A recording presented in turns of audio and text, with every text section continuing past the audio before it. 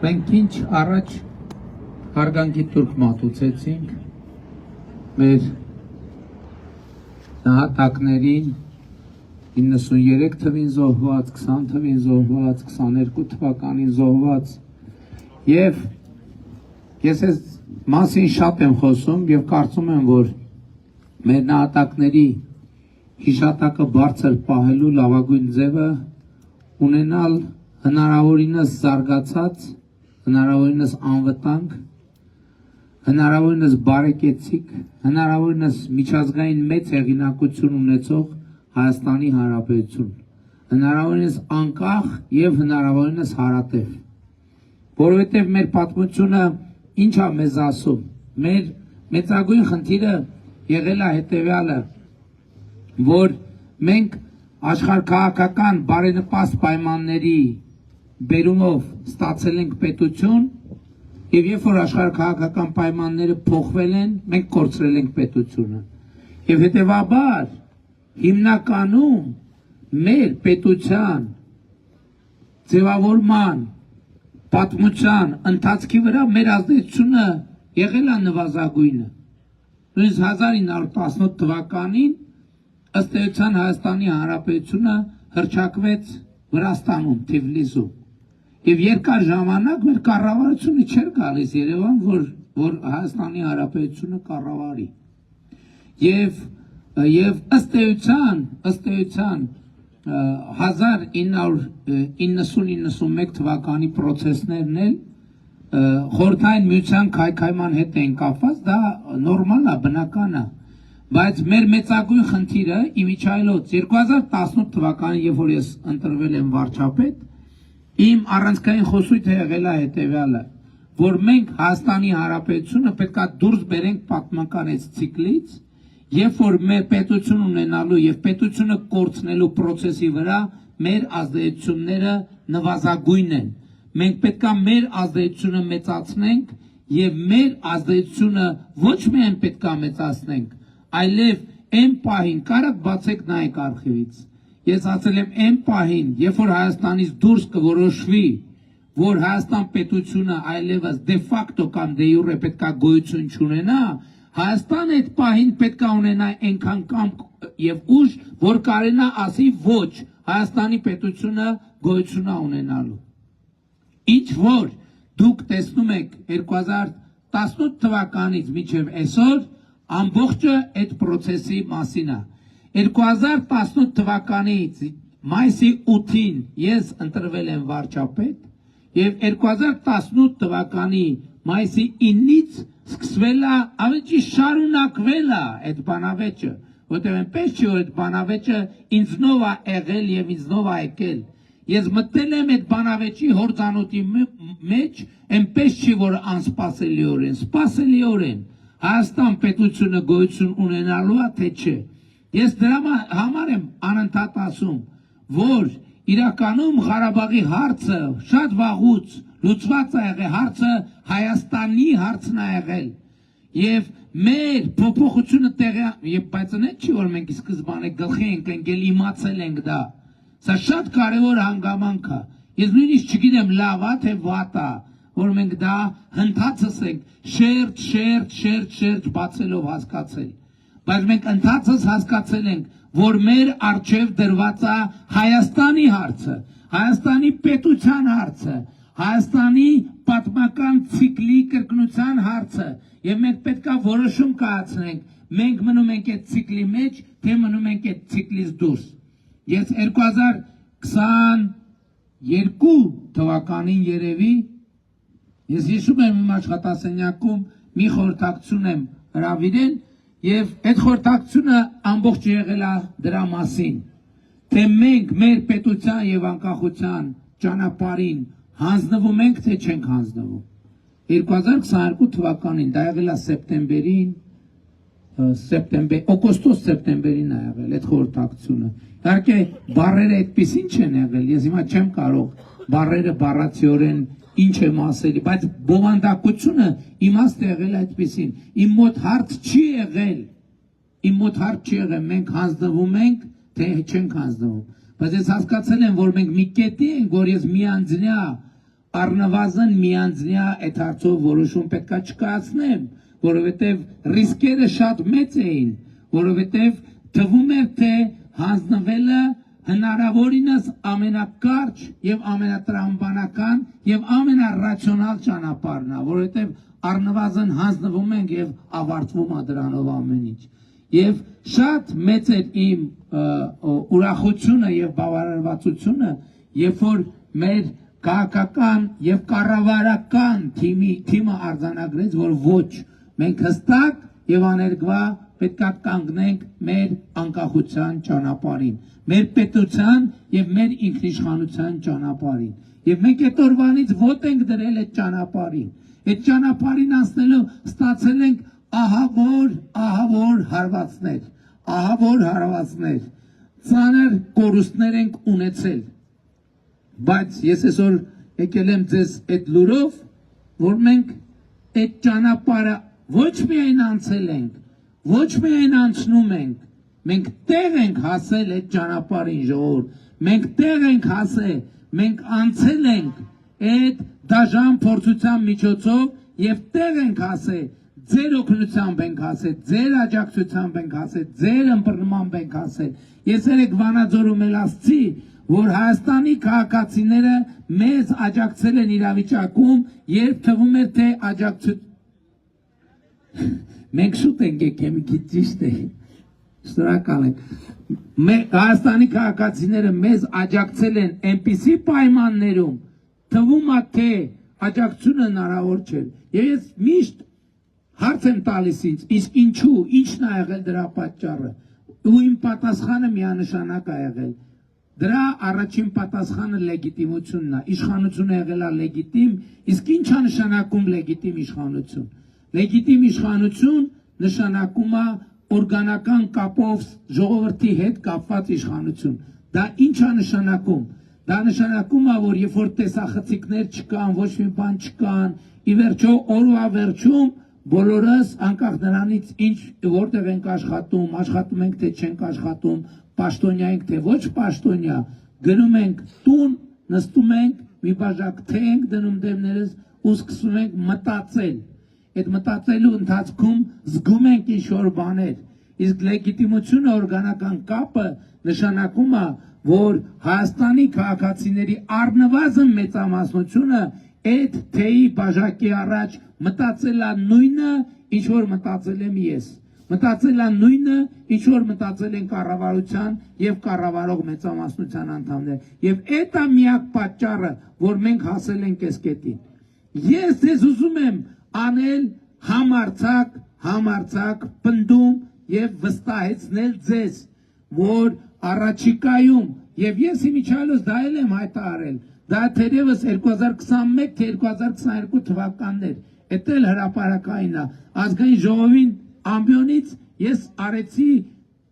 իրականում դա տարօրինակ հայտարարություններ, տենց հայտարարություններ չեն արվում։ Ես ասացի, եթե մեր պետությունը, մեր անկախությունը 1-2 տարի, առաջիկա 1-2 տարիները մենք կարողանանք ձգենք, դա նշանակում է, որ մենք մեր պետության առաջ կբացենք տասնամյակների եւ հարյուրամյակների հեռանկար։ Ես Հայաստանի Հանրապետության սիրելի քաղաքացիներ, եկել եմ ձեզ զեկուցելու, որ մեր պետության առաջ բացված են տասնամյակների եւ հարյուրամյակների հեռանկար։ Մենք հիմա ուզում ենք փոխվենք եւ փոխենք այդ տրամաբանությունը տասնամյակներից եւ հարյուրամյակներից մտնենք հազարամյա պլանավորման տրամաբանության մեջ եւ սա թող ձեզ ծիծաղելի չթվա, տարօրինակ չթվա, անլուրջ չթվա, որովհետեւ այն ինչ տեղի է ունենում իրականության մեջ, ցանկացած բան, ինչ որ տեղի է ունենում իրականության մեջ, նախ տեղի է ունենում մեր գլխում, մեր մտքում։ Ես դրա համար պատմեցի ձեզ 22 թվականի խորհրդակցության մասին, որովհետեւ երբ որ դու դնում ես հարցը, այս շատ կարևոր նյուանս է, շատ կարևոր է դնել հարցը, թե որն է քո նպատակը, որն է քո նպատակը, որն է քո նպատակակետը, դեպի որ կետն ես դու շարժվում։ Այս շատ կարևոր բան է եւ այդ դրանից առաջ էլ իմիջայլոց մեր նպատակը եւ նպատակակետը եղել է Հայաստանի անկախությունը, Հայաստանի պետականությունը, Հայաստանի ինքնիշխանությունը եւ մենք եթե ամեն ինչից դուրս մեր ֆոկուսը չպահենք, մեր ուշադրությունը եւ մեր գործունեության առանցքում չպահենք Հայաստանի Հանրապետության անկախությունը, պետականությունը, ինքնիշխանությունը, մենք այսօր պետությունը դե ֆակտո կորցրած ենք լինելու, դե ֆակտո եւ ամեն ինչ 2018 թվականի մայիսի 9-ին ես նստեցի մի մեքենայի ղեկին, որը մեծ արագությամբ ընթանում էր դեպի անդունդը եւ թվում է թե ամենատրամաբանականը թվում է թե ուրիշ ճանապարհ չկար, որովհետեւ մայրուղին է դա պետք է այդտեղով գնաս, որովհետեւ այն մյուս ճանապարհները ոչ ասֆալտ կա, ոչ ճանապարհ կա, մեքենան էլ առանձնապես տենց 4 անգամ 4 չի, բայց մենք դերևս առաջին ազգից ոչ տրամաբանական բան արեցինք, մենք այդ մեքենայով դուրս եկանք պատրաստված մայրուղուց, ասենք որ մենք նոր ճանապարհ պետք է գտնենք մեզ համար եւ մենք գտանք այդ ճանապարհը եւ Հայաստանի Հանրապետությունը այսօր պետությունը քան երբևէ, անկախա քան երբևէ, ինքնիշխանա քան երբևէ, բարեկեցիկա քան երբևէ, անվտանգա քան երբևէ։ Ու սա ամենակարևոր արդյունքն է, որին մենք հասել ենք, եւ ես ուզում եմ մեզ բոլորիս եւ ձեզ բոլորից շնորհավորել այս կարևոր իրադարձության առիթով։ Ու այսօր էլ հարցը դրա մասին է ժողովուրդ։ Հիմա մանավանդ Քարոզարշավին այսօր ամսի 21-ն է, ճիշտ է։ 14-րդ օրն է այսօր Քարոզարշավի եւ ինչպես ասում են բոլոր խաղաքարտերը բացված են։ Բոլոր խաղաքարտերը բացված են։ Այլևս ոչ մի հարց չկա։ Այսօր այն խորհրդակցությունը, որ ես 2022 թվին արել եմ Հայաստանի Հանրապետության վարչապետի աշխատասենյակում քաղաքական եւ կառավարման նեղ թիմի շրջանակի հետ, այսօր նույն խորհրդակցությունը ես անում եմ Հայաստանի Հանրապետության քաղաքացիների հետ։ Եվ հարցը, որը դրված է էլի նույնն է, ընդ որում ոչ թե մենք նույն կետում ենք մնացել դրա համար նույնը, պարզապես առաջիկայում ընտրություններ են եւ հիմնական հարցը այդ է, որին մենք պետք է պատասխանենք։ Մենք գնում ենք մեր անկախության պահպանման եւ զարգացման հետևից։ Մենք գնում ենք մեր պետությունը ամրապնդելու, մեր ինքնիշխանությունը ամրապնդելու, մեր խաղաղությունը ամրապնդելու հետևից։ Ես ուզում եմ ձեր ուշադրությունը հրավիրեմ 2018 թվականից սկսած, իմ դեպ հետաքրքիր է, որ 2018 թվականից սկսած եւ ոչ թե 2020 թվականից սկսած։ Պարզապես 20 թվականից հետո դա ահագնացել է եւ այսօր էլ ահագնացել է, որտեղ ինտերնետում տեսնում եք իմ նկարը, չգիտեմ, թուրքական ֆեսկայով, թուրքական դրոշով, ադրբեջանական դրոշով, չգիտեմ, բանը մեր բանի վրա պոստերի վրա իմ նկարի տեղը Էրդողանի նկարը դրած, Ալիևի նկարը դրած, որ Հայաստանը թուրքանալու է, որ էսա մի միլիոն թուրք է գալու, մի միլիոն ադրբեջանցի է գալու եւ կոնտեքստը նա, որ Հայաստանի վարչապետը թուրքամետ է եւ ադրբեջանամետ է։ Սա այս պատմության շատ կարևոր բաղադրիչ մասն է, ժողովուրդ ջան, շատ կարևոր, որովհետեւ ինչն է այս իմ նարատիվի,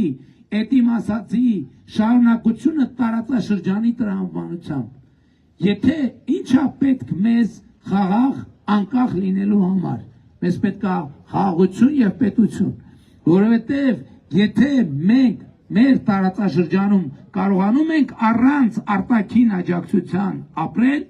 դա մեզ համար շանս է, որ մենք լինենք խաղաղ, լինենք բարեկեցիկ, լինենք պետություն։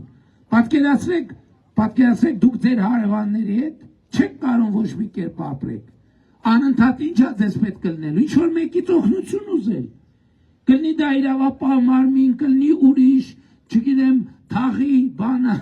թաղի կամ մյուս թաղի, կամ ինչ որ մի արտաքին ուժա ձեզ պետք, որ գա ձեզ օգնի, որ ապրեք։ Հակառակ իսկ դա նշանակում է դուք կորցնում եք ձեր խաղաղությունը, հոգու խաղաղությունը, դուք չեք կարող ապրեք ձեր միջավայրում։ Մենք ինչ հասկացանք։ Մենք հասկացանք, որ մենք պետքա, եթե մենք ուզում ենք լինել պետություն, մենք պետքա սովորենք առանց արտաքին օգնության մեր միջավայրում ապրել։ Եվ ընդհակառակը արտաքին միջամտությունները մեզ թույլ չեն տալու խաղ ապրել, որտից հասկացանք։ Նախկինում օրինակ Ադրբեջանի եւ Թուրքիայի հետ խոսելու համար մեզ պետք է բան ունեինք ասելու Ադրբեջանին, երրորդ երկրի միջոցով խաբար էինք ուղարկում, երրորդ երկրի միջոցով պատասխան ստանում։ Ընդ որում միշտ չի որ այդ երկրները նույնն էին, այդ երկրները տարբեր էր, բայց հետո մենք հասկացանք մի ընդհանուր բան, որ սովորաբար ոչ մեր ուղարկած խաբարն է ճիշտ հասնում, ոչ էլ մեզ ուղարկված պատասխանն է ճիշտ հասնում։ Ընդ որում միշտ չի որ չարամիտ հատուկ տենց են արել,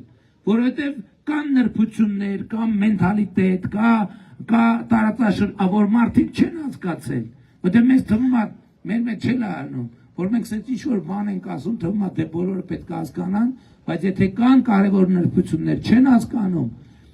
ու դա շատ է պատահում նաև նույն ազգի, նույն ընտանիքի ներկայացուցիչների եւ անդամների միջև, բայց այդ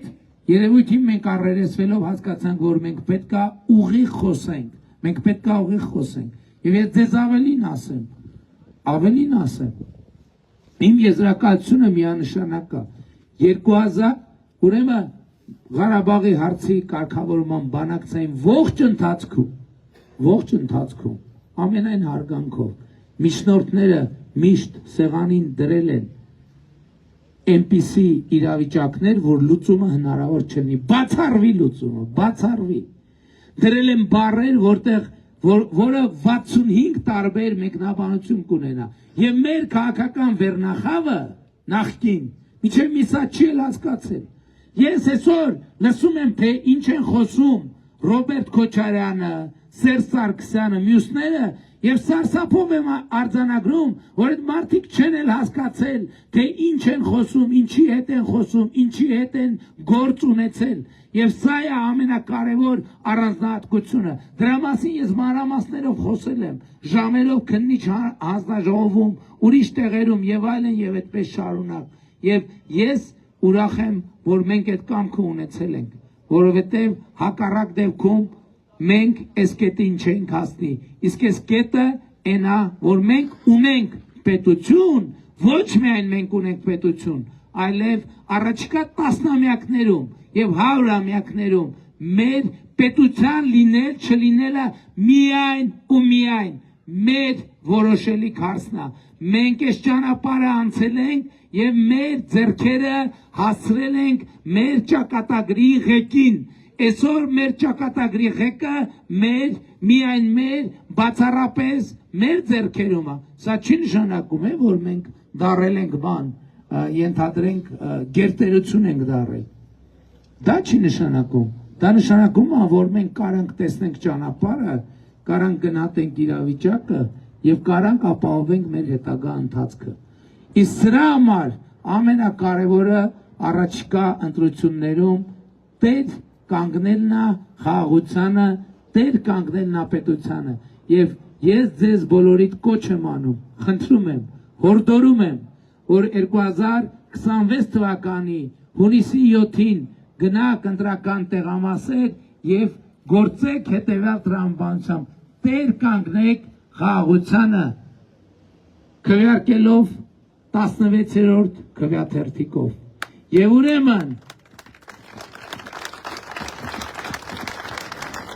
ուրեմն ընտրություններ 2026-ին քվեարկում ենք, ընտրություններ 2026-ին քվեարկում ենք, ընտրություններ 2026-ին քվեարկում ենք, բայց շատ կարևոր է արձանագրել, թե ինչու ենք քվեարկում 16-ին, որովհետև էլի եմ ասում, այստեղ խոսքը աթոռի կռվի մասին չի, այստեղ խոսքը պաշտոնի կռվի մասին չի, այլ քվեարկում ենք, որովհետև դա ուղիղ ճանապարհն է ցույց դնելու, որ պետությանը, անկախությանը, ապագային, խաղաղությանը, Գերանիստին, Մասիսին, Արարատի մարզին, Երևանին, Հայաստանի Հանրապետությանը, Փառք նահատակներին եւ կեցե Հայաստանի Հանրապետությունը։